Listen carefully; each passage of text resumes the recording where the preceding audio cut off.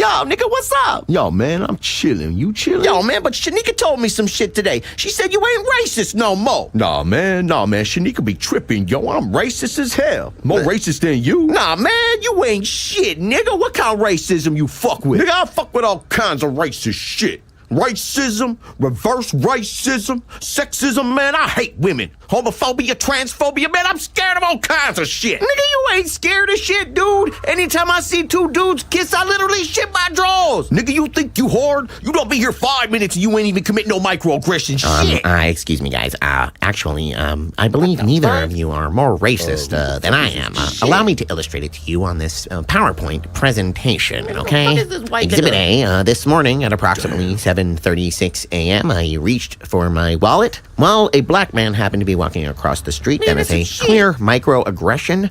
Exhibit B, I just referred to a person of color as black.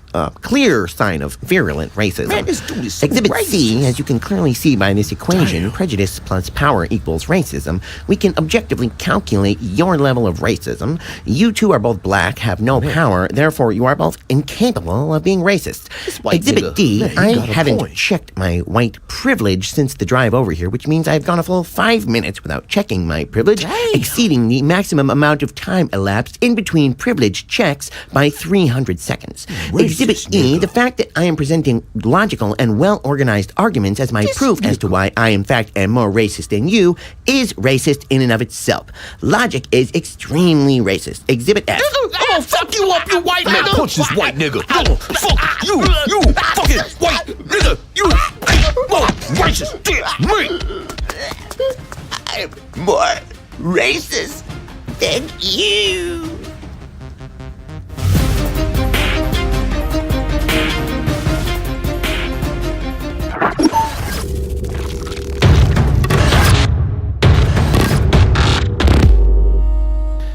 Greetings and salutations. You are tuning into the Disgruntled Millennial podcast. My name is Brett Segal, the Disgruntled Millennial. I always broadcast to you not live from my safe space down here in northern Florida, where I'm always free from your bigotry, racism, hatred, microaggressions, and patriarchy. Today we are here with Elijah from Slightly Offensive. We are going to be talking a little bit about the Pride March. We're going to be talking about intersectional feminism. We're going to be talking about LGBT and what it means to actually have pride. How's it going, Elijah? You know what, Brett? It's good to be back on the show. It's going really well out here in California. Amidst all the confusion, we still have bright, sunny skies and wonderful weather overall. And I'm just excited to talk about some subjects that are very close to my heart. Excellent, excellent. So let's talk a little bit about what your experience at the Pride March, because obviously it seems that almost every other day we have homosexuals and gays and lesbians and transgenders out there telling us how gay they are and telling us how trans they are, as if we don't already know, as if that, you know, straight people are out there all the time saying how straight they are and having sex with each other in public, and it's just an insane sort of a juxtaposition. So I want you to tell us a little bit about what this Pride March was about. Okay, so some funny things is that number one, a lot of people that watch this show, because I'm so fluid and flamboyant, ask me if I'm gay. So to clarify it on the air, I'm not. I'm actually a part of a new group of people that I learned about from the Pride March, and you're going to get this, Brett. The guy called them straight supremacists, and that's a new one for me. I haven't heard of that one before. But one commenter, I got to give him credit. He said, I wonder why the straight supremacists have begun to take the advantage and the dominant place. Maybe it's because they're able to reproduce a little easier. But I thought that was genius. But by no means, so I want to get into this by saying, by no means am I here to slight any of my viewers or your viewers that identify in the community. But I do want to bring up the difference in the fact that there is a difference between people who just simply identify as LGBT, keep it quiet, do their own life, just like people say they're straight, do their own life, versus those that were actually at the parade. Basically what I found is that these people at the parade were they didn't just happen to be gay or happen to be trans. Their identity was their sexuality.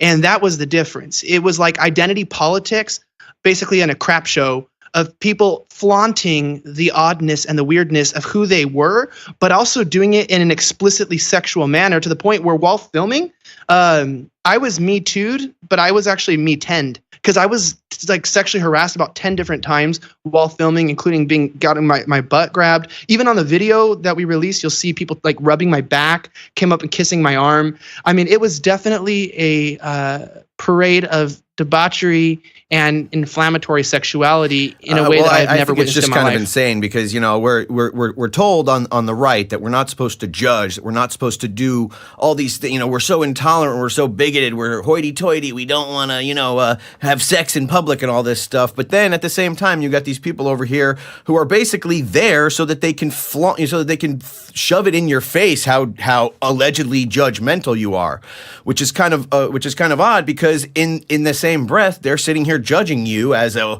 straight supremacist. They're judging the fact that you can breed, and I know that's actually a pejorative among a lot of homosexuals. To call the heterosexuals is to call them breeders, and to basically say, you know, you're a freaking breeder. You know what I mean? As if, you know, you see, this is what I don't get. We're not as good because we're straight, but then we have some sort of privilege. You know, our ability to breed gives us some sort of privilege that we then have to apologize for somehow. It just really seems like an odd juxtaposition to me to be called the judgmental one when they're over on that side, basically judging your natural biology and the fact that you're not necessarily confused about anything.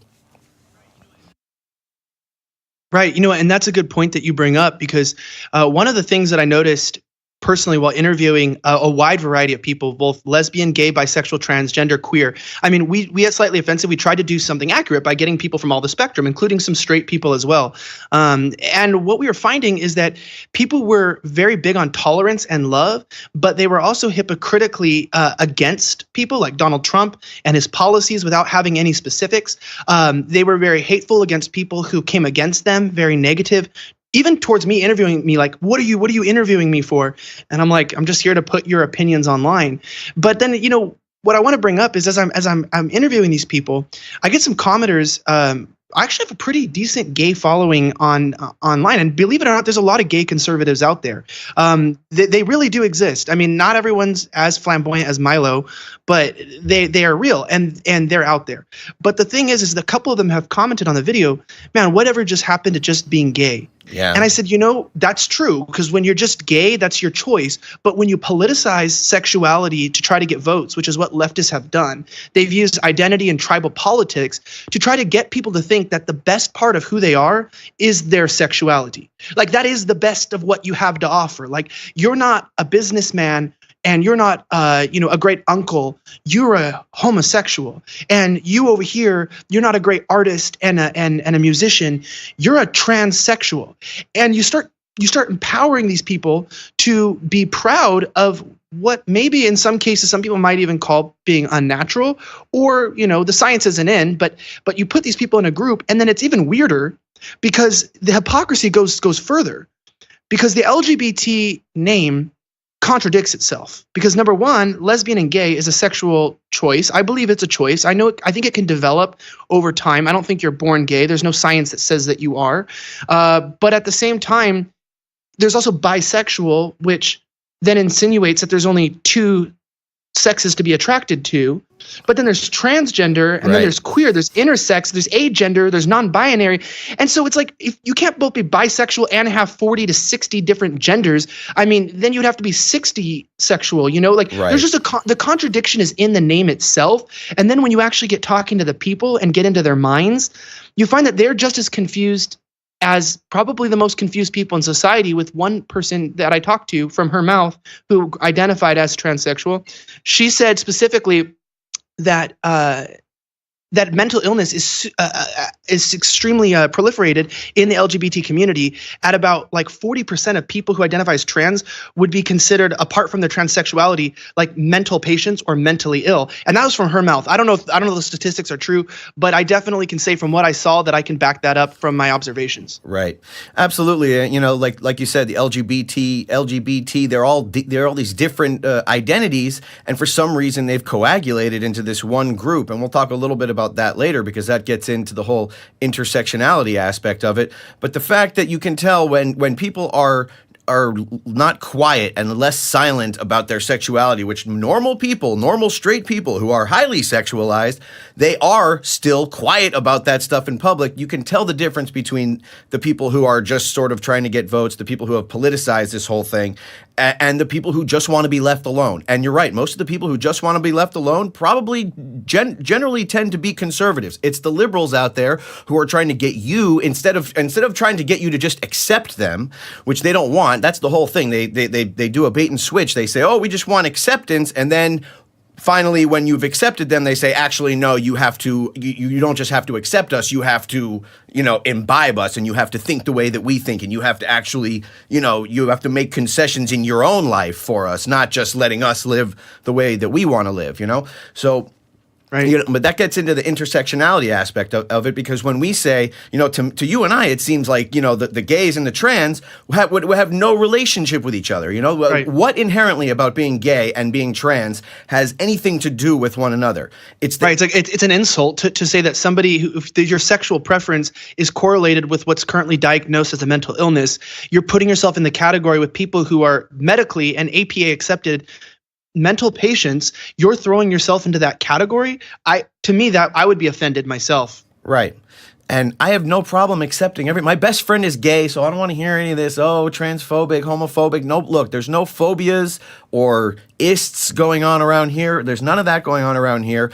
But when you start to politicize these things and try to shove the whole narrative down our throats that this LGBT, that they somehow make sense with one another, that's when you start getting into this intersectional realm, where now you have created a common enemy. Now you have all these disparate people getting together toward a common enemy, and that's when it becomes a little bit more harder to handle, because it's not just about you being gay. It's not just about you having equal rights. It's not just about you being accepted and tolerated, because that's not what you want. The people with the higher agenda, they want something way more sinister and way more nefarious.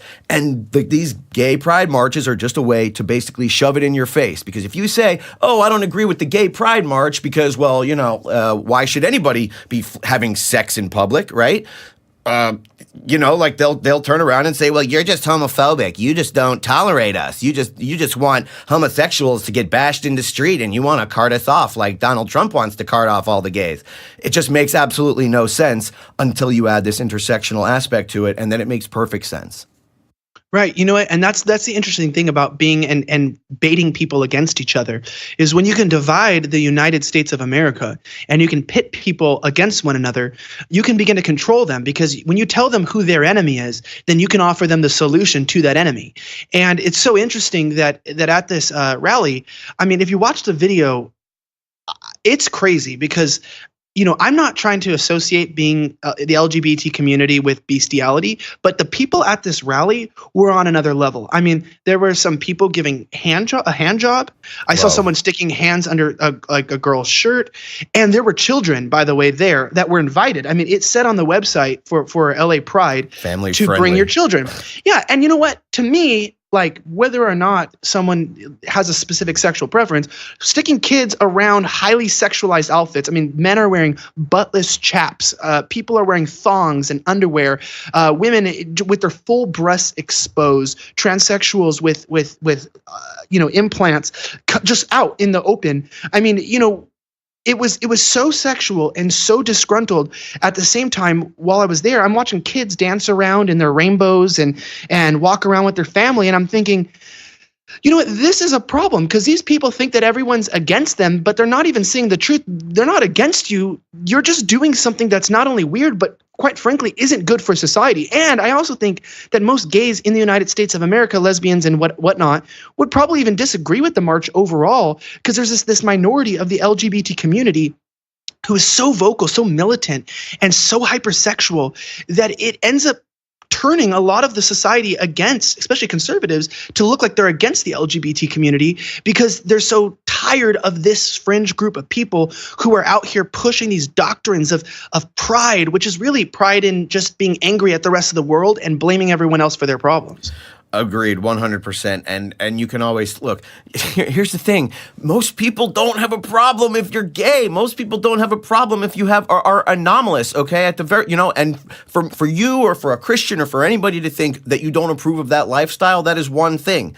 Okay, but there is a whole nother level when you're going out there and you're involving kids in this stuff. Can you just imagine a straight pride parade that looked exactly like that, with a bunch of naked straight people flaunting how straight they were, having sex in front of the kids, doing all this unsavory stuff? Well, I mean, savory if in the right circumstances. That's the thing. Sex is a beautiful thing, and sex is an awesome thing, and there's nothing to be ashamed of about that. But I'm telling you, when you start doing it in front of these kids, if it were a straight festival, if it were a straight pride parade, believe me, you would never ever hear about it from the left. You'd be like, these conservatives, these straight people. I mean, it would probably be the liberals doing the straight pride parade anyway, but it would just be this insane backlash. It's just when you look at it from the other side, when you flip the coin and you think to yourself, how on earth would this look if the shoe were on the other foot? You know for a fact that it's just wrong. It's just wrong.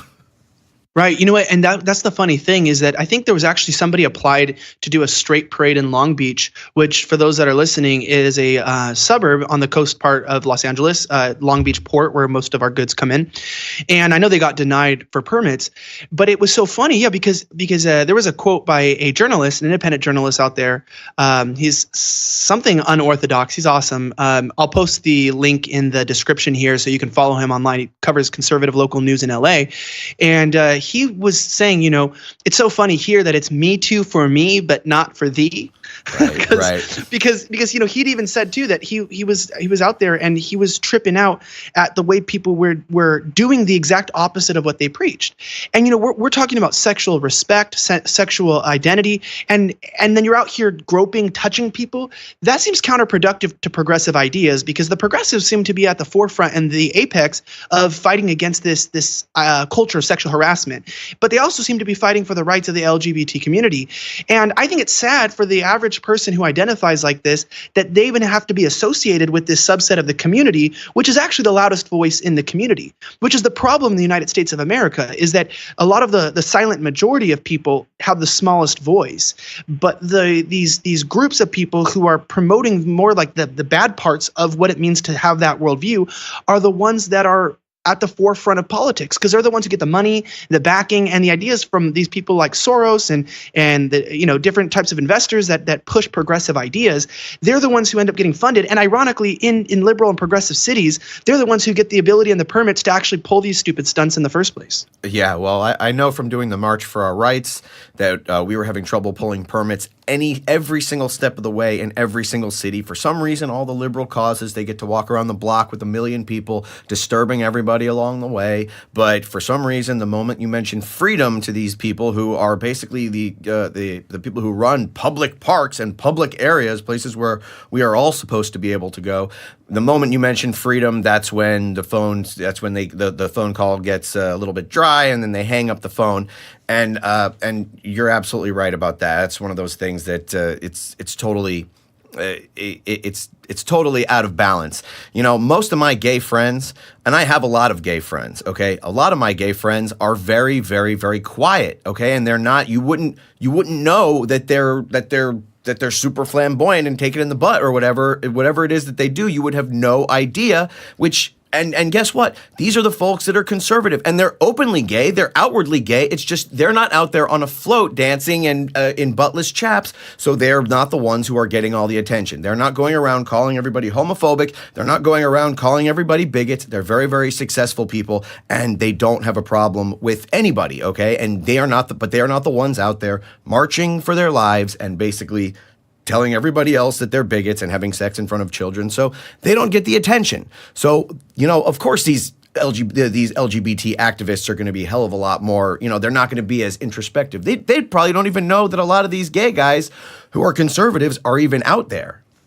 Right. And that's what makes me, kind of laugh at this whole thing, is the contradiction that's within this group can be seen when talking about AB 2943, which is a California bill that's trying to outlaw professional counseling practices that would seek to help give someone and offer services to convert, I guess you could call it gay conversion therapy. So someone is gay, they want to learn how to be heterosexual. I mean, of course, that would require a certain worldview that you're not born gay and that it's a choice that you can change who you are. I don't think everyone would, but I know some people do want to change. And this bill is seeking to outlaw any practices in churches and in the private sector to prevent them from offering services for conversion. And in section 1 of the article, one of the main grounds is because people are born that way, so you can't convert them. Okay, so the funny thing is in section 1, it already starts out in this bill, which is gaining traction. It already starts out without using science. So it starts using feelings to combat it. Now, what's even more ridiculous about this is that the LGBT community is all about fluidity, right? Right. One day you're bi, one day you're not. Right. I met a guy there. This is a new one, and it is funny. I mean, people have told me like, oh, you're, homophobic. No, this is just funny. I mean, he like literally identifies as a femboy who is a boy who experiences the world through a woman's perspective. I mean, and I asked him where he got that name, and he said from Urban Dictionary. I was like, well, that's a reliable source. So that this is the kind of people that are out there, and you have to realize that they're telling you that you can be whatever you want, but then when you want to become straight, oh, well, you can't do that. Any straight person can explore and become more gay. Anyone, you can go have gay experiences. I ask people questions like, can a straight person have gay experiences? Oh, of course, they might be gay. Well, can a gay person have straight experiences? Oh, no. Right. So, there's this push against being heterosexual. It's like a demonizing, like just like whites are demonized, just like male patriarchy is demonized, just like being conservative and like, again, like you said, fighting for freedom or being an original settler is being demonized. I mean, you're finding that there's an all-out war of intersectionality and division to try to split the United States up into these subcategories, make certain people feel like they're the oppressed, make other people look like they're the oppressor. But then when you actually challenge the logic, it falls short of any true foundation or argument, and it just turns out to what I believe it was, like AB 2943. It's not really a law based on science. It's a law based on feelings and political agendas. And that's sad that the LGBT community is being hijacked by leftists as political pawns, just like they did with the DACA people. And then Right. You don't even hear about DACA anymore. It was a big deal. Oh, the DACA people. But then when the deal was on the table, and they actually had a chance to help the people with the DACA, but it didn't fit their agenda. They just threw them out the window. And the left just keeps hijacking these fringe groups to use them as their freaking poster children to try to push something, and then they get mad at you and you're conservative. Like, oh, like right now, I'm sure by recording this, people are going to say that we are homophobic, transphobic, but we're not. And you can watch my video. I'm polite to people. Actually, I interviewed a trans person, and she told me specifically that I was really kind, fair, and very nice. And so I'm doing an interview tomorrow even with another trans person on another podcast. And so it's like, I'm not transphobic or homophobic. I'm a truth seeker.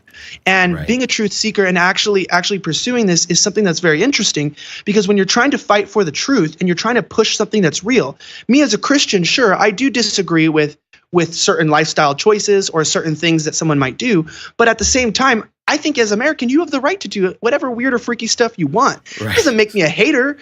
I mean, it doesn't make me a Right. hater. That just means I got to call BS when I see it. Right, exactly. Just because you don't approve of a certain lifestyle doesn't mean you hate a person, okay? I don't approve of straight people. There are cisgendered straight white males that whose lifestyle I don't disapprove of. Doesn't necessarily mean that I hate them. Someone who just happens to do a certain thing. Look, it's just a ridiculous thing. It's a ridiculous jump to make from I disapprove of this particular action or this particular thing that you do to I hate all people who do the same thing or who feel the same way or who identify in that way. But I think that brings us on to a great segue into another issue, or I guess a more fundamental, or I guess a more broad issue that has to do with this LGBT stuff, and like you mentioned, the immigration stuff. It has to do with critical theory, which is one of the foundational theories behind intersectionality. Okay, and just to give you a little primer on the timeline here. Back in the 70s, there was this thing called critical legal studies, okay? It was basically where a bunch of folks in the universities, a bunch of intellectual elites got together and tried to figure out a way that they could criticize the legal system they basically wanted to figure out a way to infuse Marxism into American lifestyle. So they started criticizing the legal system based on the idea that the legal system was, the substructure of the legal system was meant to serve the rich and marginalize the poor, okay? It didn't really work, because if critical theory is true and the rich people control the law, well, then critical theory is pointless, because the rich people controlling the law would be absolute. And any attempt to change the law would be basically thwarted by the rigged system that was controlled by the rich. But since the critical theory was developed within that legal system, critical theory itself would be considered an outgrowth of rich white supremacy and therefore invalid. So this whole critical legal theory had a big issue taking hold, because it was self-detonating. It just didn't make any sense, just on the face of it. So what they had to do was they had to create critical race theory, which basically abandoned any sense of objectivity. It infused this emotionalism into everything, which basically means that whatever you're feeling, that's what's true. And it depends on your personal experience. Your personal experience is literally reflective of reality. So then it gave all these racial and gender hustlers a chance to basically stake their claim, because what critical theory did was basically create a common enemy, which was cisgendered straight white men. And this is why you have all these different disparate groups like the lesbians, gays, and trans, who would appear not to have anything in common with each other. They get together under a common goal with a common enemy, and despite their differences, they can basically do what the Marxists did, which is destroy Western civilization. And as you can see with these pride marches, it doesn't look like they really care much about Western civilization. Right. You know what? And that's calling it what it is. And I'm really happy you said that. There is an all-out upfront attack to destroy Western values. And I know that because in minorities, there's a new phrase that has come up in the last, 40, 50 years, which is called whitewashing. When somebody that, let's say a young black man gets a job in a respectable institution, speaks eloquently, doesn't use ebonics, has a family, doesn't walk away from his wife, people say, oh, well, he's just whitewashed. Right. And what that does is that takes away the success of this young black man and says that by being something successful, you're being white. However, the truth is what that black man is really being is successful according to Western values. That's Right. not white. Western values, of course, originated predominantly with white or semi-white people. However, the truth of the matter is these values are the dominant values that made our country great and what it is.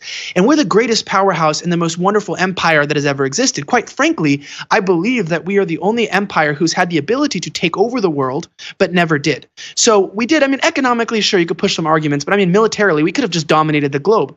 But we've chosen to step back. Why? Because we have ideas like restraint, self-control, respect. Of course, things still get abused. Not saying America's perfect or we haven't made some serious mistakes in some proxy wars and whatnot, especially in the last 20 years or so. But at the same time, we're a great nation. We aspire to all achieve this unified value of life, liberty, and the pursuit of happiness. But what the left has done is through this critical race theory, it's saying, well, you know what? There is no unified theory that we can all aspire to. Yeah, truth is what you want it to be. And also to truth can be redefined in your subcategories, in your social groups, in your ethnic groups, and it starts degrading and breaking down this common idea of fighting for what's right, and it brings it down into basically a crapshoot where just each individual is making up their own truth. And what that does is it totally undermines the entire framework of what makes our country and other Western countries fantastic and great, and it begins to make the society implode because people are no longer, people in China, they speak Chinese. No one's mad at Chinese people for speaking Chinese. No one's trying to force the Chinese people to speak another language. Just, there's a lot of languages spoken there, but they have the right. They're unified. You go to China, you see Chinese people. You go to Korea, you see Korean people. You go to the United States, we don't all look alike, but what unites us is our mindset and our thought towards these core inalienable rights, these human rights that we believe we have that are endowed to us by our Creator. But when you start taking those away, and you start even telling people there's no creator, you start telling people that there's these rights are given to you by your government and we can take them away. You start causing people not only to fear, but they also start to create their own reality. And before you know it, you walk outside and you have about 30 people living in 1 square mile. I mean, not in LA, I mean 30,000 maybe, but you have 30 people living in 1 square mile. Yet if you actually talk to each one of them, it's as if they're living in their own world. Critical theory, I think it's one of the most fascinating things that's going on right now, because it started in the 80s, and now it's like the chickens are coming home to roost. Now you've got the people who were first educated in critical theory. Now these are the people who are the president of the United States. Derek Bell, the guy who created critical race theory, was a mentor of President Barack Obama and Hillary Clinton. Wow. Yeah, it's like this really, really amazing thing. Now the chickens are coming home to roost. All the original students of critical theory, now they've all branched out into critical race theory and critical gender theory and critical feminism studies, and all of the social justice warrior classes now that millions and millions of students are being educated on. They're being taught by the original students of critical theory, which is this new refurbished Marxism, which is just another way, which of course Marxism was created for the purpose of taking down the West, of taking down capitalism. Without the West, there is no Marxism. Without the fruits of the West, there is no critical theory. There is no intersectionality. Their entire existence is based solely on the fact that we are so prosperous that now they can afford to tinker around and like protest, Right. Which is really, really infuriating, because It's a paradoxical. yeah, no, it totally is. And, and this is why, and just so you know, like critical race theory, you know how we have all these things that the left is trying to tell us, like, oh, it's, when we say things like build the wall, it's a dog whistle to all of the xenophobes out there to go and hurt Mexicans or to hurt this and that, the original dog whistle, that came from critical theory. They claim the original critical legal theory, critical legal studies, or critical legal theory, basically said that it's the apparently neutral language in laws that basically masks the power and control that cisgendered white people have over the poor people. So, for example, the way that the law is written, the law is neutral. There is nothing in the Constitution about racism. There is nothing in the Constitution about homophobia or transphobia or anything like that. But critical race theory says that it's this neutral language that hides and masks, okay? So it masks the oppressive nature of what the law is actually trying to say, right? So now you have your dog whistle. This is like the original dog whistle. This is like when you say things like build the wall or we need an ID to, you should have an ID to vote. That's a dog whistle to all the racists out there. You need to come out and commit racial hate crimes. It's because, it's the stirrings of microaggressions of being pissed off when you have no reason to be pissed off. That is where all this stuff comes from, is from this critical theory that is literally being shoved down the throats of children, okay? And as you could see from this Pride March, the children were right there. They're front and center, getting a good strong whiff of everything that was going on at the time. This is some nefarious stuff that I think people need to know about, because not only is it fascinating, your life and the lives of your children might depend on understanding what's really going on.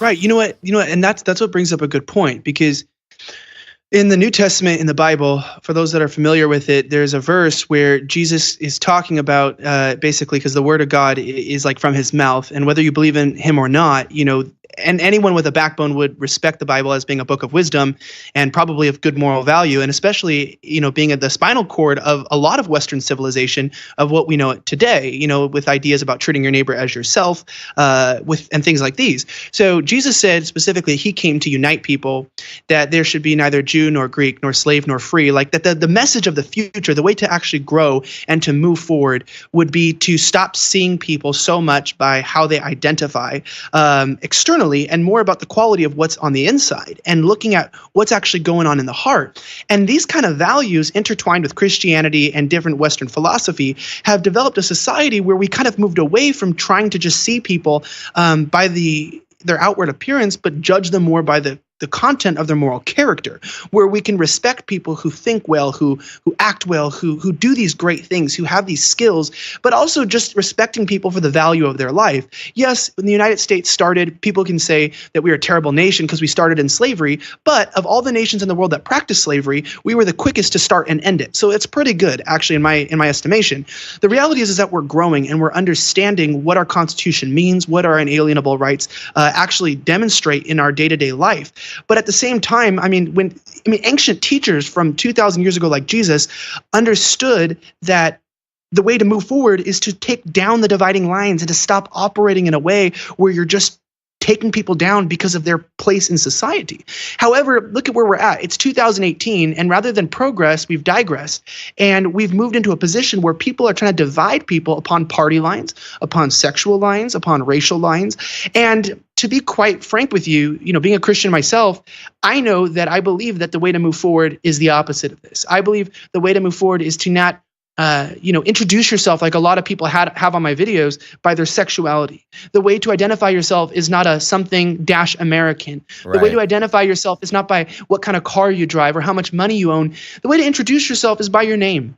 And then over time, I can judge you by who you are and what you stand for. And we can unite under shared values, under shared core standards of truth. We can move under this idea that we are all trying to pursue happiness, that it is a God-given right that we should be free and have the right over our own lives, our own thought, our own speech. We should have the right to defend ourselves. We should have the right against unfair and unlawful search and seizure. We should have the right to free election, the right to be tried by our peers. These values that are core tenets of what make, like you said, what give the people the opportunity to actually protest. And I was at Gay Pride this last weekend. It was so funny because these people were saying, resist Trump, Pence, resist Trump, Pence. And when they told me that they were fascists, and I asked them, I said, if these people were fascists, would we even be allowed to be out here resisting them? Yeah, like we would be like arrested. But he was like, no, it's just, he just denied it. And so what you're finding is that all that matters on the left at the moment is that you have some microcosm oppression to hold on to latch onto. You can make that your identity. The more you identify with that, the more unique and special that makes you, the more valuable you are in the world. And rather than valuing people based off of great successes, things they've accomplished, works they've produced, we're now glorifying people because they have a mental illness and cut off their dick. Right. That's weird. This is why I think that the kids, these young little white kids who have these striving liberal, intersectional parents who are making their little kids feel the white guilt and the white shame and all this stuff, and telling them that the boys, especially the young boys, that they're just a bunch of cis white straight scum and they need to, etc. Then instead of roughhousing, they need to do this. To me, this is why you have this whole generation of millennials who are coming out of this intersectional high school experience saying, now I have to identify as a victim somehow because that's the only way people are going to love me and accept me, and I have to be as mentally deranged as humanly possible. And if I can think of the most strange, deranged gender, the two-spirit, and all that, there's a two-spirit now. There's a two in there. Okay, if I can think of the most strange, deranged gender, well, then people will then accept me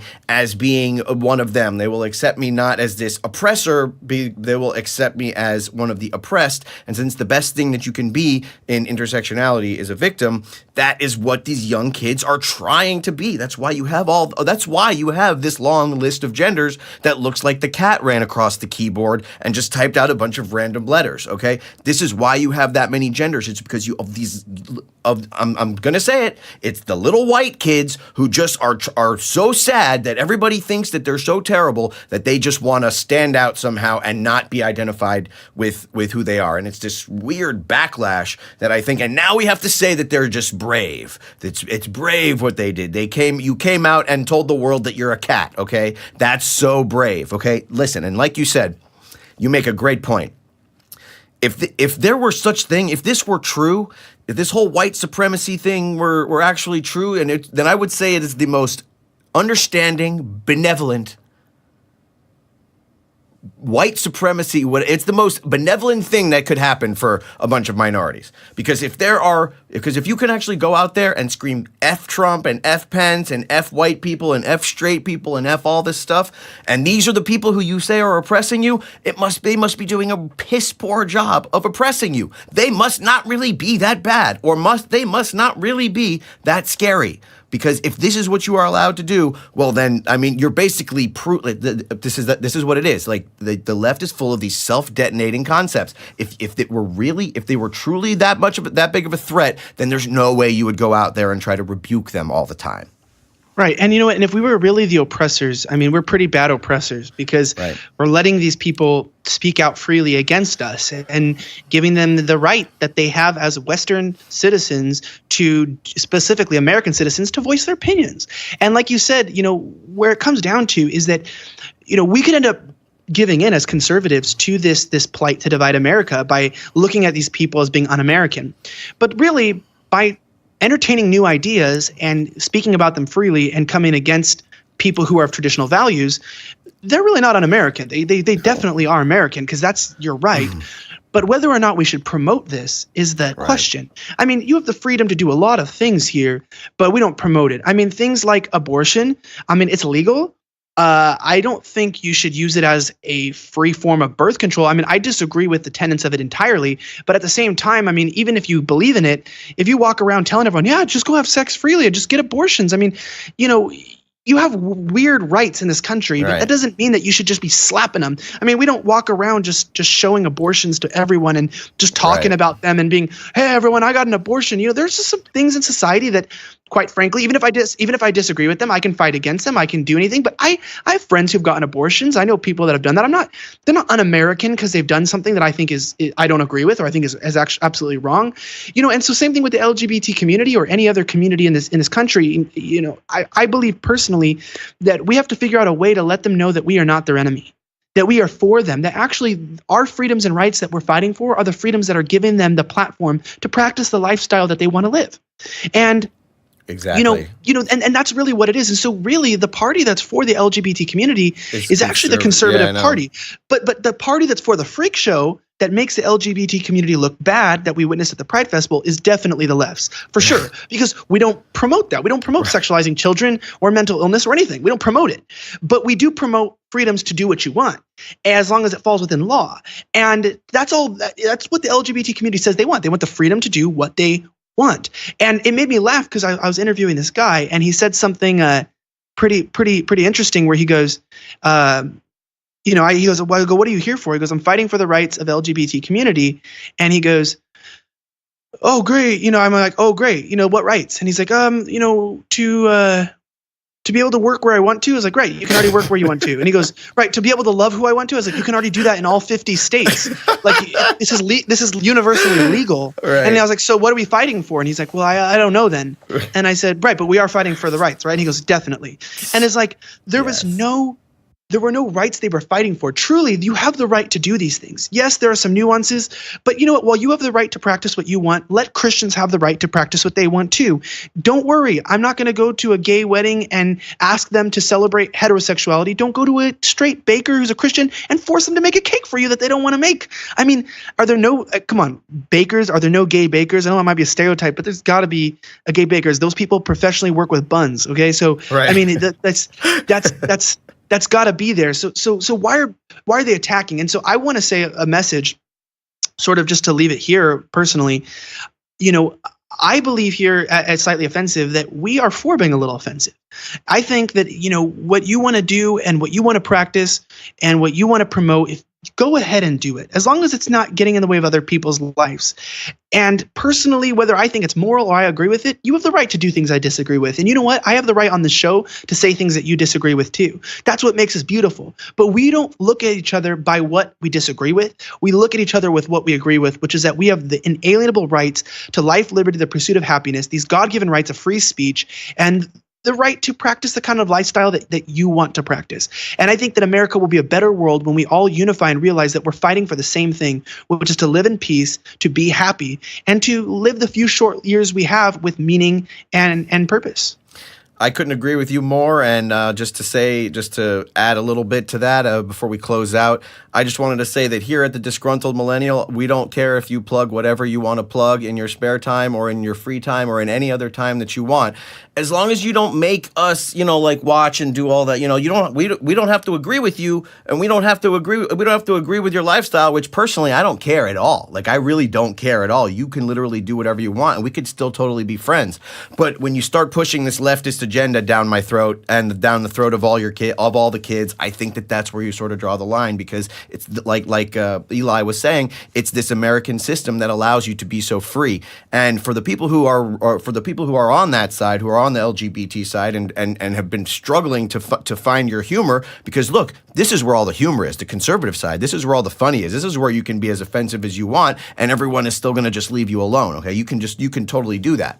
Okay, I mean within certain, But anyway, here at the Disgruntled Millennial, we want you to be who you are, and we want you to, we just want to be left alone. Okay, we want to have the ability to be who we are.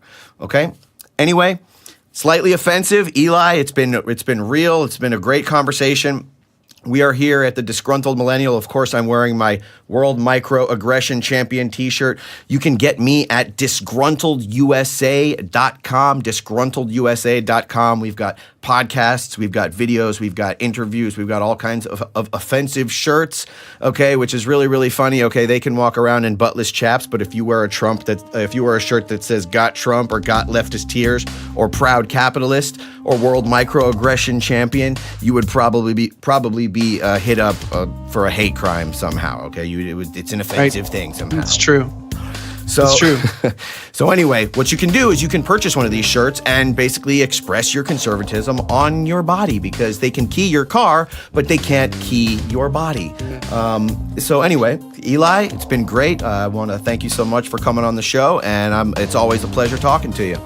Yeah, awesome. And I just wanted to plug one thing. If you love this podcast, make sure you stay listening. There's a lot of other great guests on it. Make sure you buy your shirts, that you wear them with pride, that you stay up to date with all the information that comes out of this channel on marches. A lot of you have asked about marches, where to find out about them and conservative protests. This would be the spot through this network right here. And also, too, with Slightly Offensive, if you love our stuff, make sure to click the link below and sponsor us on Patreon, or just shoot us some support on PayPal. We don't have fancy t-shirts or a wonderful clothing line, so if you want the clothes, got to go that direction. But if you want to support us financially in any way, we're looking for partners, because we got to make this thing happen, and we got to make America great again together. Absolutely. Thanks so much, Eli. We're going to talk to you again soon. All right, Brett, have a good one. God bless America, and have a wonderful day. You too. Well, I'll say thank goodness that Donald Trump done legalized white supremacy. Ever since I joined the force, I've been dreaming of the day I could put the hurt on them racial and social minorities. Yeah, I hear you. I done opened up a hefty can of whoop-ass on 4 of them faggots just yesterday. Haha, for what? Nothing. They were just acting all gay and stuff. Those pants were so tight I could see his religion. Well, what do we have here? Well, God has just blessed us with a runaway negra. I do believe that man is driving while black. Well, come on, Billy Joe, let's get him. Put your hands outside the window, boy. Don't make me tell you twice now. Have your license and registration ready.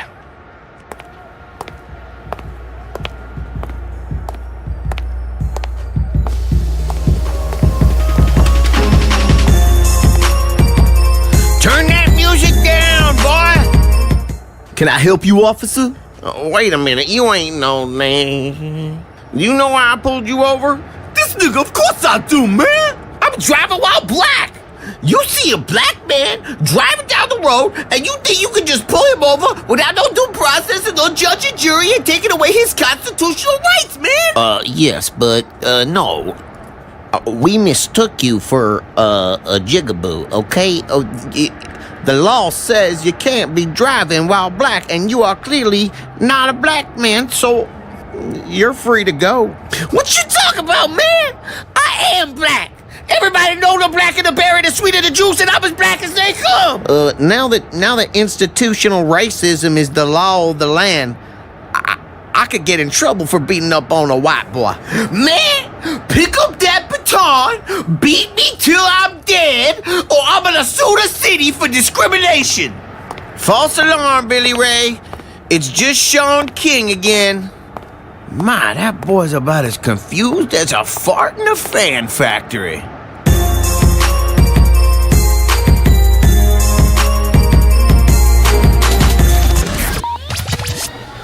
Ladies and gentlemen, Mayor de Blasio proudly presents Black Spear in the Park. I like big butts, and I cannot lie.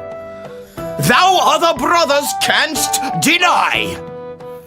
When a fair maiden walks in with an itty-bitty waist and a rotund thing in your face, thou gettest sprung.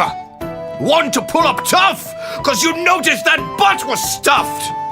Deep in the jeans she hath weareth. I am hooked, and I can't stop stareth. Oh, baby, I wanna get with ya and paint thou portrait. My brethren hath tried to warn me, but that butt thou hast maketh me so horny. Totally amazing. Oh my God. Oh my God. Yes, yes,